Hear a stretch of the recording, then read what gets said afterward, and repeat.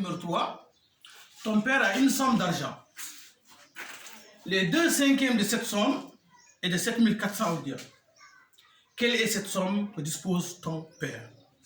Cela veut dire quoi?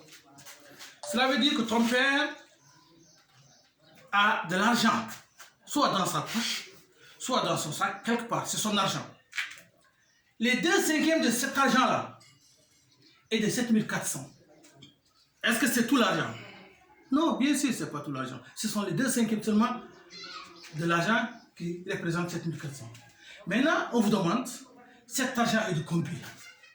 Voilà, regardez très bien.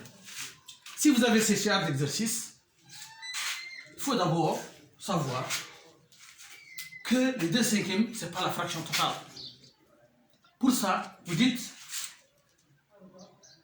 cette somme est de, cette somme est de 7400, cela représente les 2/5, multiplié par l'inverse de la fraction, 5 demi. La fraction qui est 2/5. Maintenant, quand on cherche le total, on multiplie par 5, on divise par 2. Voilà, là, on va résoudre. 7400, on multiplie d'abord par 2, par 5, par 5. 5 fois 0, 0, 5 fois 0, 0, 5 fois 4, 20, j'écris 0, tiens 2, 5 fois 7, 35, plus 2, 37. 37 000. Ce n'est pas fini. N'oubliez pas, c'est divisé par 2. Divisé par 2. Je prends un chiffre, 3, parce que 3 est supérieur à 2.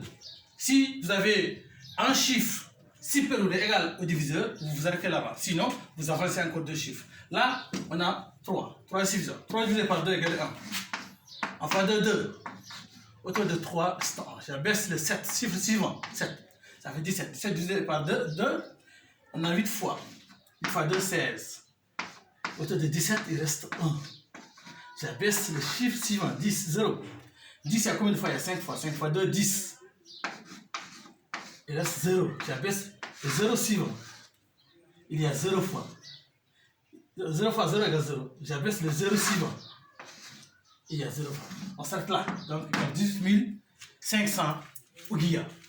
Voilà. Donc, cette somme que son père avait est de 18 500 ouguiya. Voilà. Donc, si vous avez des genres d'exercices, multipliez par l'inverse de la fraction. Parce que vous-même, vous savez que l'argent que le père avait était beaucoup plus. Parce que cette multiplication, on a dit 2/5. 2/5, ce n'est pas le total de la fraction. Donc, multipliez par l'inverse de la fraction. Merci. On verra le troisième exercice.